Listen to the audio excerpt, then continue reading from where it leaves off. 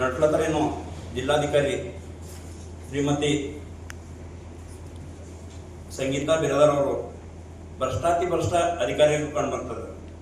ಅದು ಒಂದೊಂದಾಗಿ ನಾನು ನಿಮ್ಗೆ ಈ ಪತ್ರಿಕಾ ಮುಖಾಂತರ ಹೇಳಕ್ಕೆ ಇಷ್ಟಪಡ್ತೀನಿ. ಏನದಂದ್ರೆ ಈ ಒಂದೊಂದು ತಾಲೂಕದಲ್ಲಿ ಬಾಲ್ಕಿ ತಾಲೂಕು ಇಡ್ರಿ, ಬಾಲ್ಕ ತಾಲೂಕದಲ್ಲಿ 16, 17, 15 ಹಿಂಗೆ ಒಟ್ಟಾರೆ ಹಾಸ್ಟೆಲ್ಗಳಿವೆ. ಒಂದೊಂದು ಹಾಸ್ಟೆಲ್ನಲ್ಲಿ 50ರಿಂದ 100 ಹುಡುಗರು ಇರ್ತಾರೆ. 100 ಹುಡುಗರು ಇದ್ದಾಗ ಸರ್ಕಾರ ಆದೇಶ ಏನು ಹೇಳ್ತದಂದ್ರೆ, ಸರ್ಕಾರ ಮಂತ್ರಿ ಅವ್ರು ಆದೇಶ ಮಾಡ್ತಾರ.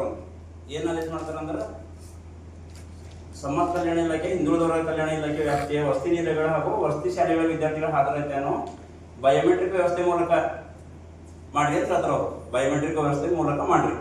ಎಷ್ಟು ಬಯೋಮೆಟ್ರಿಕ್ ವ್ಯವಸ್ಥೆ ಮೂಲಕ ಮಾಡ್ರಪ್ಪ ಅಂತಂದ್ರೆ, ಅವ್ರು 100ಕ್ಕೆ 100 ಎಷ್ಟು ಮಂದಿ ಜನ ಆಗಲಿ, ಎಷ್ಟು ಹುಡುಗರ ಎಷ್ಟು ಬಯೋಮೆಟ್ರಿಕ್ ಆಯ್ತದ ಅಷ್ಟು ಜನರೇ ನೀವು ಫುಡ್ ಬಿಲ್ ಮಾಡ್ರಿ ಅಂತ ಹೇಳ್ತಾರೆ.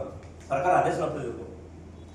ಆದರೂ ಕೂಡ ಇವ್ರು ಏನು ಮಾಡ್ತಾರೆ ಅಂದ್ರೆ, 15ರಿಂದ 20 ಹುಡುಗರು ಇದ್ರು ಅಲ್ಲಿ. ನಾವು ಹೋಗಿ ನೋಡಿದಾಗ ನೀವು ಹೋಗಿ ನೋಡ್ರಿ. ನೀವು ಮೊನ್ನೆ CS ಅವ್ರು CO ಅವ್ರು ನಮ್ಮ ಜೊತೆ ಬಂದಾಗ ನಾವು ಹೋಗಿಲ್ಲ, ಖುದ್ದಾಗ ನಾವು ಹೋಗಿ ಅವ್ರು ತೋರಿಸ್ಬೋದು. 15ರಿಂದ 20 ಹುಡುಗರು ಇರ್ತಾರೆ. ಬಯೋಮೆಟ್ರಿಕ್ ಪ್ರಕಾರ 15ರಿಂದ 20 ಹುಡುಗರೇ ಬಿಲ್ ಆಗಬೇಕು. ಆದರೂ ಕೂಡ ಇವ್ರು ಏನು ಮಾಡ್ತಾ ಇದ್ದಾರೆ ಅಂದರೆ, ಮ್ಯಾನ್ಯುವಲ್ ಪ್ರಕಾರ 100ಕ್ಕೆ 100 ಹುಡುಗರು ಬಿಲ್ ಮಾಡ್ತಾರೆ. ಹಾಗಾದ್ರೆ ಭ್ರಷ್ಟಾಚಾರ ಎಷ್ಟಾಯ್ತು ಇದು?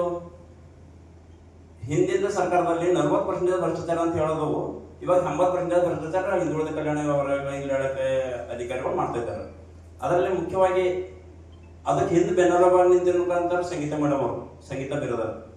ಹೇಗೆ ಅಂದರೆ, ಬಾಲ್ಕಿ ತಾಲೂಕಲ್ಲಿ ವಿಜಯಮಲ್ಲ ಮೇಡಮ್ ಅವರು ತಾಲೂಕು ಆಫೀಸರ್ ಇದ್ದಾರೆ.